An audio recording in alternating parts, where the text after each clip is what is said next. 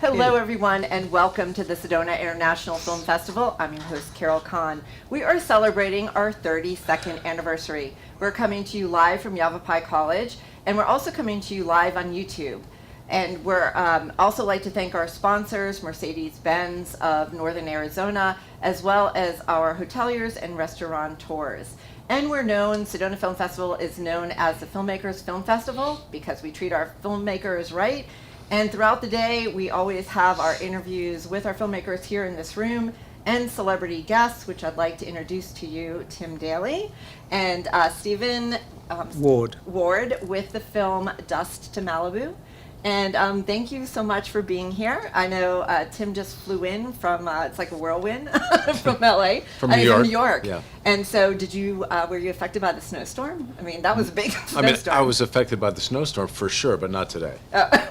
So you were able to Yeah, get you out. know, New York, it's really beautiful and quiet when the snow piles up in the city, and then 2 days later, it's this disgusting gray sludge, so that's what I was dealing with. Yes. I mean, I think, I grew up in New York, but it's really interesting to watch people now, like, hook up to cars and then, like, ski down the streets. I'm like, what? Well, it's so good to have you here again. It's been, we were just trying to figure out how long it's been. It's been at least 3 years. Something like that. I think, yeah. And the last time you were here, it was with a student film. Yeah, it wasn't a student film. It was a short film. It wasn't a student film. Okay. He was young enough to be a student, but he was not a student. And it was about Alzheimer's, Yeah. so we were talking about that topic. And since then, I think you've been in theater in Boston. Was that correct? Have you done theater? New York. New York. I spent most of 2024 in the theater in New York. Okay. I did 2 plays. One was a revival of Night at the Iguana, a very famous, very difficult Tennessee Williams play. And another was a 2-character play called Still, which was brand new and really fun. And you also got married in July. I did. Yes. I married my TV wife. Yeah. The love of your life. Yeah, exactly. Which is kind of crazy. It's like the longest set romance in history. Yes. And on it goes. Yeah, and actually, Taya just had a birthday. She did yesterday. Yes. That's why I didn't Yes. come here till today. I wasn't going to mess that up. And it was a very significant birthday. It was. She's Yes. 40. She's Yeah, 40 exactly. We're always 40. All of us are 40. 5 years younger than you. Yeah. See, and this is why she loves him. You know how to play it right. That's really good. So talk to us a little bit about the film that you're in now. Why don't you give us, Stephen, you want to give us a synopsis of the film? Yeah, it's the story of a father who searches out his daughter. He hasn't seen her for about 8 years. And he finds her in Missouri, goes there to try and talk her into doing a road trip to Malibu with her mother's ashes, who's recently passed away. She doesn't want to go. She has resentment. She's angry with him. He kind of talks her into it manipulatively, and they go, and it starts off shaky. It gets shakier. They find some common ground, and then things change again, and a few twists, and I won't tell you the rest. That's the plot. Yeah. What it's about is, a complicated father-daughter relationship. Stephen and I both have daughters, and we both have wonderful, loving, complicated relationships with them. And this is not based on either of them, but it's sort of a response to, some of the stuff that you go through, especially as children get older and start to see you as, a human being and not just dad with a capital D, and they see your flaws and your good parts. And in the beginning of the film, my daughter can only see flaws in my character, and that changes over the course of the movie. Do you feel in doing projects, and this question goes to both of you really, in doing projects like this, right, there's always lessons that are being learned. So do you feel like, you both have daughters, this was an experience with a daughter. Do you come out of a film and doing this with maybe a new perspective of like a relationship that you might have with both of your daughters? I was thrilled to screen this for my son and my daughter. I thought this is going to be fantastic. They're going to love this. They're going to be so proud of me. I screened it. My son watched every moment, and my daughter was on her phone most of the time. So yeah, that's the relationship. That's how it is, right? My daughter hasn't seen the film yet, but I don't know that it gave me a new perspective, but it gave me a chance to sort of marinate in that world of the complexity of father-daughter relationships. You know, I mean, this is going to be an oversimplification and a huge generalization. So if my children are watching, I apologize. Don't hold this against me. But my relationship with my son was always very straightforward in kind of a masculine sort of way. Like when we butted heads, we were like two bulls. You'd be like, and we'd snort at each other, and then 5 minutes later we'd be out like playing basketball or golf or something. My daughter was a lot more complicated. I mean, we loved each other. We've had some amazing adventures together, but every once in a while, if I do something that she feels is out of line, she'll say, I remember in 2003 you said. I was like, 2003? Gee, oh my God, like I can't even remember yesterday. What? I said something bad in 2003. So she is able to hold things in her consciousness for a lot longer time than my son. I think it's really interesting. I have a daughter as well, and I think at some point there was like conversation of how they view us, right? Like when they're younger, they put us on pedestals, and then at some particular point they start realizing that we're human and we have flaws, and maybe those flaws aren't necessarily agreeable with some of the things, and it is hard. I think parenting is really hard. You try to figure it all out.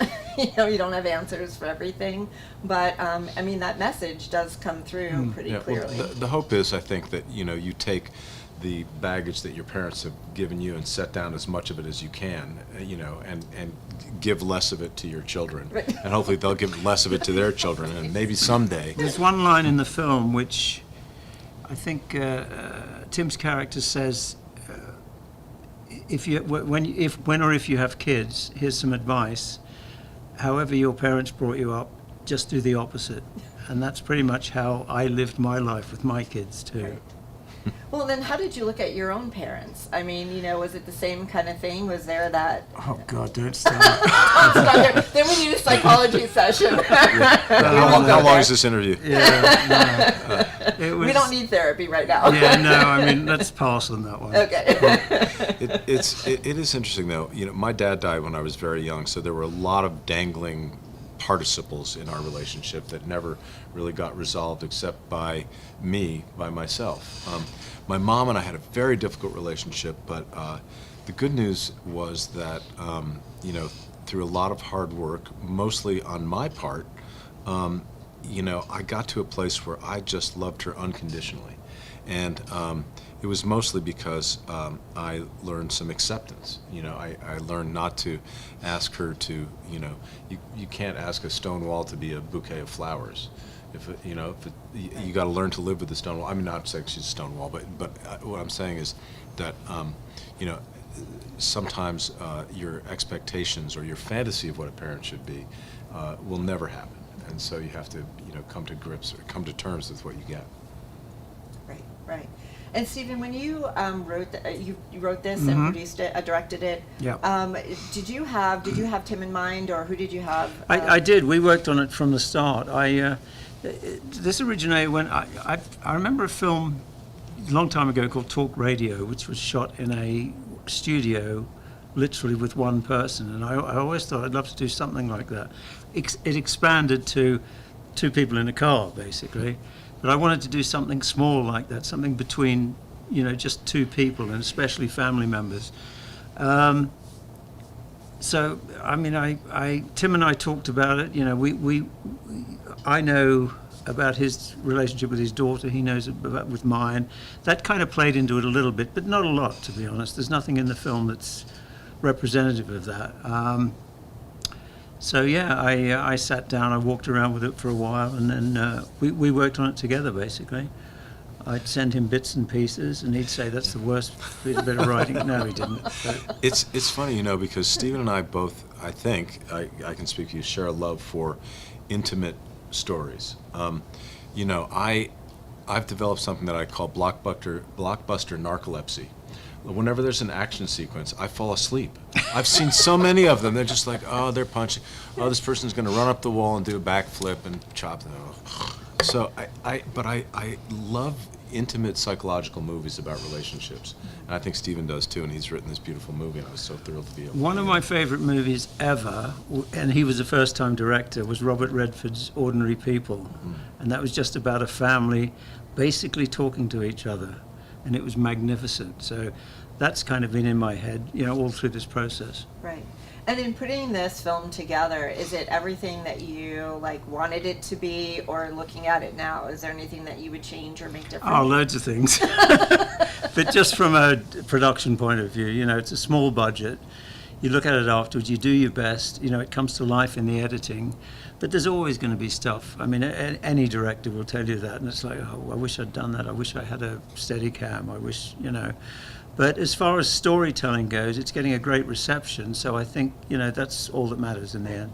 Yeah, the thing is on something that's ultra low budget like this film is that, there are places where you think, oh gosh, this scene would be better with, a close-up here or a two-shot, and you go back and you're like, damn it, we didn't get it on that day. We don't have it. And that's very frustrating, because it's not that the scene doesn't work, it's just like it could be that tiny bit better if there was more time and more photography. But as Stephen said, you do the best you can and then Right. live with it. Yeah, and how does it feel like last night I was watching a film and the actors were actually sitting right in front of me, and it's interesting to watch their reaction when they see themselves on the screen. How do you feel like when is it hard or easy for you to watch yourself on there? It's basically shame, embarrassment, self-hatred and loathing, and The interesting and thing like is- staving off the The suicidal interesting thing is thoughts, ideation. with a small budget, sometimes you have to go in like that rather than wide or moving, because you can't light the background as much as you want. So I think when Tim first saw it on the big screen and his head was 60 feet high, I saw him wince. And then there's the donuts. Then there's the donuts. Yeah, that's yeah. There's There's one scene, and I almost tore my hair. I tried so hard to convince Stephen to take out the close-up of the donuts. It's like, Stephen, it's not a movie about Dunkin' Donuts. It's a movie about people. But there it is. It's in there. Sponsorship, He persisted. right? Gotta get those sponsorship No, dollars. it was Brand X Donuts. We couldn't even afford Dunkin' Donuts. Yeah. That's awesome. And Tim, you've done, in doing theater, and, I'm very interested in just the acting ability for working on stage versus working in front of a camera. Do you feel like the transition is hard to like if you're on theater and then all of a sudden you have to start working film? Is there any, process that you have to do that would be different in acting? Well, my philosophy about it is that your basic job is to stand up and tell the truth.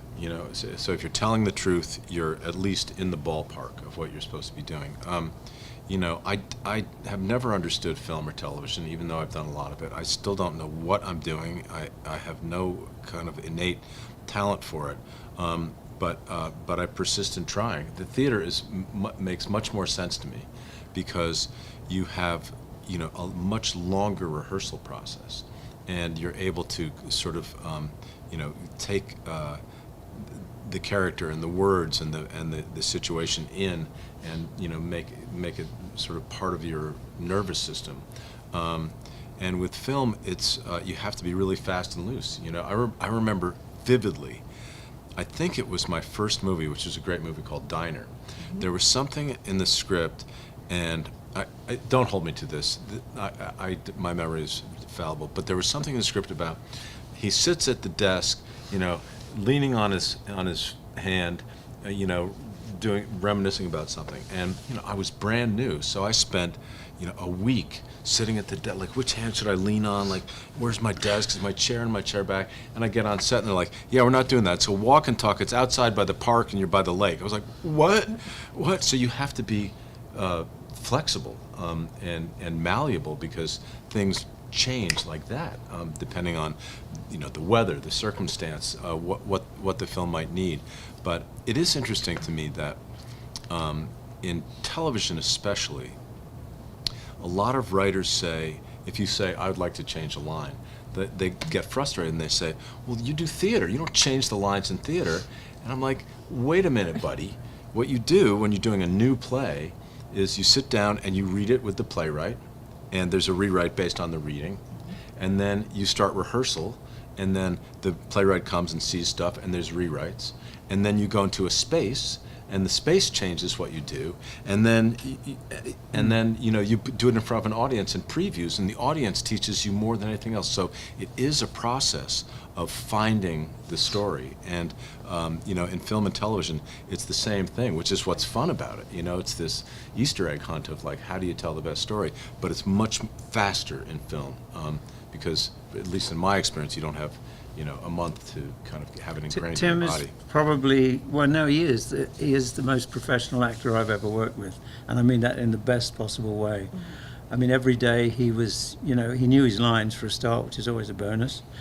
But every day he was suggesting, this doesn't quite sound right. What do you think of this? And every time it was great. So he was terrific.